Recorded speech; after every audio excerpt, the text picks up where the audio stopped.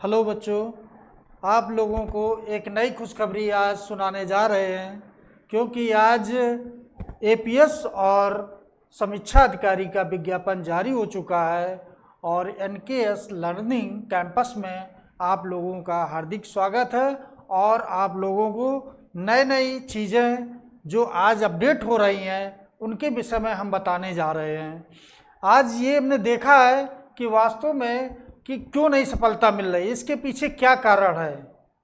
तो आज हम बताएंगे कि कैसे तैयारी की जाए, तैयारी करने की क्या भूमिका है कि हमें पहली बार सफलता मिले। सबसे पहले तो हमें ये पहले से एक खाका तैयार करना चाहिए कि हमें क्या पढ़ना चाहिए।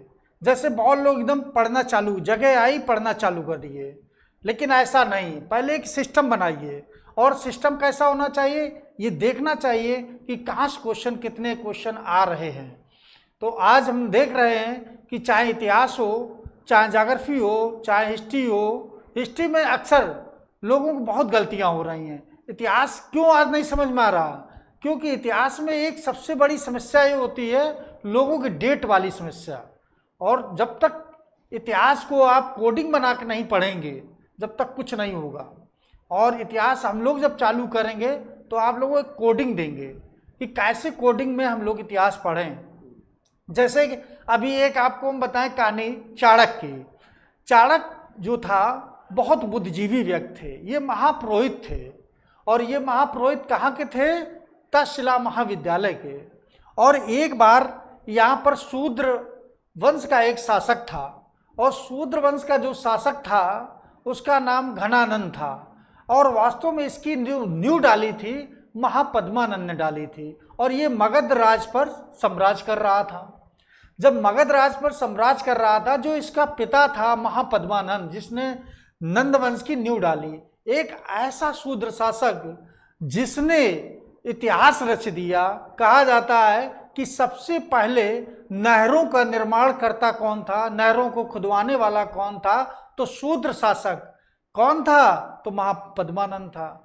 और अक्सर ये क्वेश्चन बना, आईएएस में कई बार क्वेश्चन पूछा गया कि भारत में नहरों का निर्माण करने वाला कौन शासक था? तो महापद्मानंद लगा के आना। और ये पूछा गया था किस अभिलेख में मिलता है? तो हाथी गुफा अभिलेख में इसका उल्लेख भी हुआ है। भारतवर्ष का सबसे पहले उल्लेख किसमें मिलता है? तो हाथी गुफा अभिलेख में मिलता है। ये हाथी गुफा अभिलेख किसका था? तो खारवेल का था।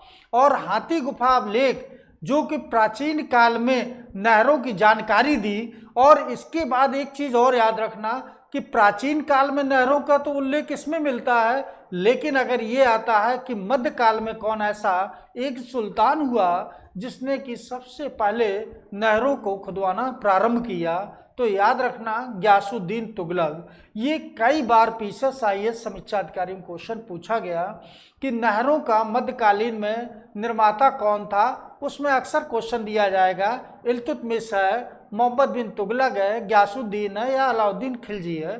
तो गयासुद्दीन तुगलक लगाकर आना। और इसके बाद अगर ये पूछा जाए कि नहरों का जाल यानी कि सर्वाधिक नहरों का निर्माता कौन शासक था, तो फिरोज शाह तुगलक लगा के आना। क्योंकि नहरों का जाल हो गया, उसने 5 नहरों का निर्माण कराया था। अब ये, और इसके बाद अगर क्वेश्चन एक फिर बनता है कि मुगल काल में ऐसा कौन शासक था, ऐसा कौन बादशाह था जिसने कि नहरों का निर्माण कराया, तो उसमें ऑप्शन आएगा बाबर है, अकबर है, जहांगीर है और शाहजहां है। तो याद रखना कि मुगल काल में बहुत शासक हुए, लेकिन सबसे पहले नहरों का निर्माण करता कौन, किसने करवाया था? तो याद रखना शाहजहां ने। तो ये शाहजहां ने ऐसा क्यों कराया? क्योंकि उसे लगा कि किसानों की एक सबसे बड़ी समस्या थी कि जल अभाव से उनकी कृषि कार्य बिल्कुल बेकार हो जाती थी। जैसे कृषि तैयार होती थी, अगर जल का अभाव है तो कृषि बेकार हो जाती थी। ऐसा सबसे पहले अगर पूछा जाए, प्राचीन काल की बात आ जाए, तो महापद्मानंद के, क्योंकि एक शूद्र शासक था। और निश्चित है कि एक शूद्र शासक जब होगा तो वो निश्चित है कि क्या करेगा, उसका एग्रीकल्चर वाला काम होगा। तो वो उसने देखा कि वास्तव में एक समस्या बहुत ज़्यादा थी गांव के, उसमें ग्रामीण कल्चर, चूँकि उस समय तो 90% लोग गांव में थे, गांव थे। तो वहाँ गांव के लोगों को क्या कार्य था? कृषिकार था। और कृषिकार की समस्या क्या होती थी, अगर जल का अभाव हो तो कृषि बेकार हो जाती थी। तो इस वजह से सबसे पहले अगर बात की जाए, ये 4 क्वेश्चन अक्सर पूछे जाते हैं कि सबसे पहले नहर की बात आए तो महापद्मा नहर लगा के आना प्राचीन काल में। इसके बाद जब मध्यकाल की बात करें तो ग्यासुद्दीन तुगलक लगा के आना। नहरों का जाल पूछा जाए किसके समय हुआ तो फिरोज तुगलक लगा के आना। अगर मुगल काल में पूछा जाए तो हमेशा याद रखना मुगल काल में शाहजहां था। और शाहजहां ने एक चीज और की थी कि ताजमहल, भारत में जो ताजमहल निर्माता वो भी शाहजहां था। तो ये बच्चों याद रखना। दूसरी चीज, अब घनानंद की बात करते हैं, जो महापद्मानंद का बेटा था घनानंद। तो घनानंद की हम बात करें तो घनानंद की कहानी आप लोगों को आज बताते हैं कि घनानंद ने क्या किया था।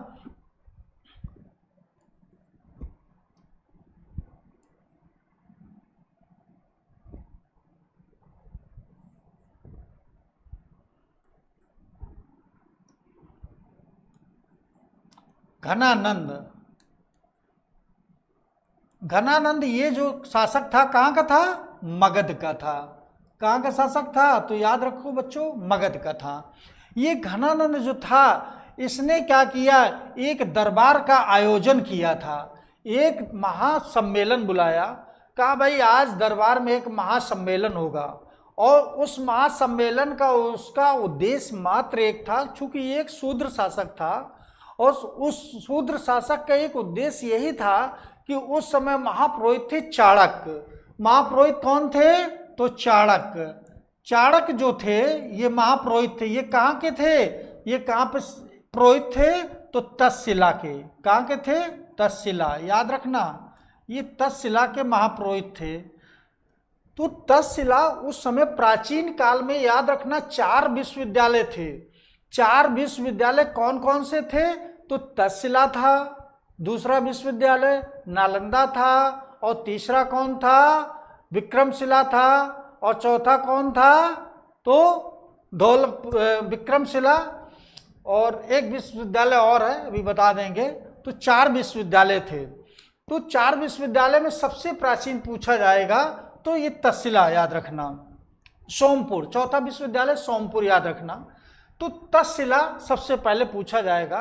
तो तक्षशिला जो विश्वविद्यालय था यहाँ का महापुरोहित था, और उसको निमंत्रण किसने दिया, चाणक्य को निमंत्रण किसने दिया तो घनानंद ने दिया।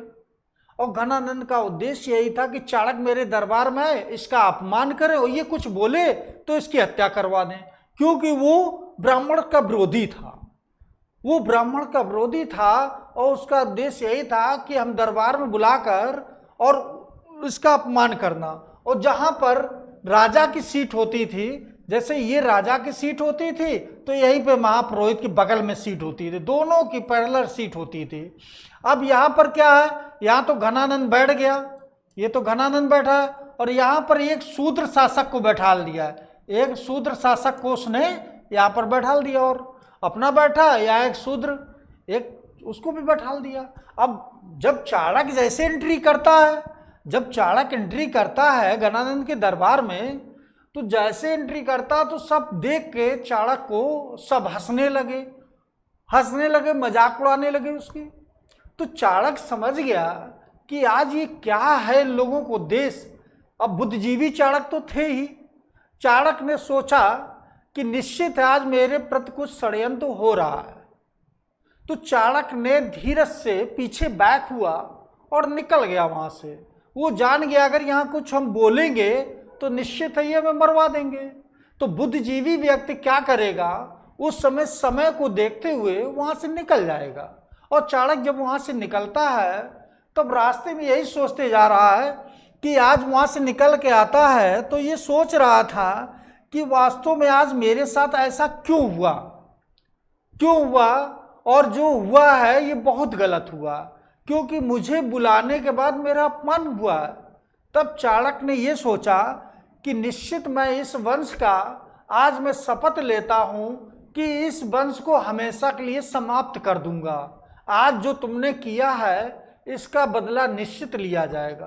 तो चाणक्य नीति यही कहती है कि समय पर वार करो, देख लो कि हाँ समय नहीं है तो उस समय इंतजार करो। तो चाणक्य ने यही किया कि चाणक्य समय का इंतजार कर रहा था और उस अपने गुस्से में निकला और जा रहा था। रास्ते में एक राजकीलम नामक खेल हो रहा था। तो यहाँ पर कई बच्चे खेल खेल रहे थे, कई बच्चे जो थे ये खेल खेल रहे थे। यहाँ एक बच्चा का नाम था जिसका नाम था चंद्रगुप्त। ये जो चंद्रगुप्त मौर्य था, ये चंद्रगुप्त जो मौर्य था, कहा जाता है कि ये राजकीलम जब खेल हो रहा था तो उस खेल में ये बादशाह बन रहा था।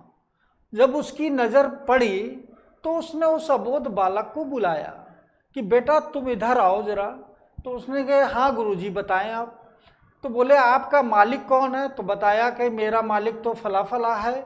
तो उसे एक मौर्य वंश का एक था व्यक्ति, उसने एक चरवाहा, उसने उसको पाल रखा था। तो वो जब उस मालिक के पास पहुंचा तो उसने पूछा कि भाई ये बालक मुझे चाहिए। तो उसने कहा भाई बालक तो मिल जाएगा लेकिन इसका प्राइस बहुत है। उस समय मूल उसने इतना बता दिया। बोले कितने का मिलेगा? बोले कि 1000 का सापड़ आपको देना पड़ेगा, बालक तो हम दे देंगे। तो उन्होंने कहा ठीक है हम ये लो 1000 का सापड़ दे देंगे। उस समय के 1000 का सापड़ जो थे आज का 1 करोड़ रुपया होगा। तो उसने, अब महापुरोहित थे, उन्हें पैसे की तो ऐसी कोई दिक्कत नहीं थी। उनने सोचा मुझे ये बालक चाहिए, क्योंकि उनका एक उद्देश्य था। उद्देश्य यही था कि ये अगर बालक मुझे मिल जाता है तो मैं निश्चित है जिसने मेरा अपमान किया है मैं बदला ले लूँगा। और उस बालक को उन्होंने 1000 का सापड़ देकर खरीद लेते हैं। और उस बालक को वो कहाँ लेकर जाते हैं? तक्षशिला महाविद्यालय ले जाते हैं जहाँ के वो महापुरोहित थे। उन्होंने उस बच्चे को अपने पुत्र के भांति पाला और शिक्षा दीक्षा दी और उस बालक को हर क्षेत्र की तर्क शक्ति, अन्य चीज़ें सब, धनुधारी, हर प्रकार की शिक्षा दी। जी इतना निपुण हो गया, एज ए प्रैक्टिकली उसका कई बार उन्होंने लिया, परीक्षण लिया। तब वो जान गए कि अब ये पारंगत हो गया। तब उन्होंने अपनी एक पूरी जीवनी बताई कि बेटा हर किसी का स्वार्थ होता है। आज चाहे ये भी समझ लो कि मेरा स्वार्थ था जो मैंने आज तुम्हें यहाँ तक पहुँचाया। तो बोले गुरुजी आप बताएं क्या है आपका आदेश? तब उन्होंने अपनी पूरी कहानी बताई कि बेटा मुझे एक बार एक राजा ने निमंत्रण देकर अपने दरबार में आमंत्रित किया और उसने बाद मेरा अपमान किया। और वो अपमान ऐसा था कि उसका मूल उद्देश्य यही था कि अगर मैं कुछ बोलूं तो निश्चित है वो मेरे टुकड़े करवा कर वहीं दरबार में फेंकवा देता। बोले ऐसा क्यों किया? अब वो बोले कि ये ब्राह्मण विरोधी है और उसका एक ही उद्देश्य था कि इस महापुरोहित को यहाँ समाप्त कर दिया जाए। लेकिन मैंने अपना अपमान सहकर और मैं वहाँ से निकल आया। आज मेरा यही एक मेन मकसद है कि जिसने मेरा अपमान किया है उसको मैं समाप्त करूँगा। तो वो खुद इतना, अब उसका गुस्सा इतना ज़्यादा हो गया, उसने अपने गुरु से कहा आप मुझे अभी आदेश दें और मैं अभी आपके चरणों पर डाल दूंगा उसको पकड़कर। तो वो बोले बेटा इतना संभव नहीं है कि उसको पकड़ के डाल देंगे, वो भी एक शक्तिशाली राजा है, ये कभी जल्दबाजी मत करना। तब उन्होंने कहा क्या करें गुरुजी? उन्होंने कहा इसके लिए एक प्लान बनाया जाता है। और वो प्लान जब प्लान बनाया चाणक्य ने, तो चाणक्य ने कैसे प्लान बनाया कि यहाँ पर राजा बैठा था और यहाँ पर भी उसने मोर्चा संभाला, यहाँ संभाला और यहाँ संभाला। एक तरफ भागने के राजा के लिए था और यहाँ पर खुद चंद्रगुप्त मौर्य जो था उसने मोर्चा संभाल रखा था। यहाँ सेना लग गई थी और उसने जाकर दरबार पर अटैक किया उसके। और जैसे अटैक ये सूचना मिली कि आज तो दरबार पर अटैक हो गया है, तब वो घनानंद समझ नहीं पाया और वो वहाँ से भागने का प्रयास किया। और जैसे भागता, मात्र यही एक रास्ता था, जैसे वो भागता है उसने उसको पकड़ा। जैसे भागा उसने उसको पकड़कर गिरा दिया घोड़े से और बाद में पकड़ के घसीट कर अपने गुरु के चरणों पर डाल दिया। कहा गुरु आपका यही है ना घनानंद जिसने आपका अपमान किया, तब उन्होंने कहा बेटा हाँ यही था, और उसी को वहीं पर समाप्त कर दिया जाता है।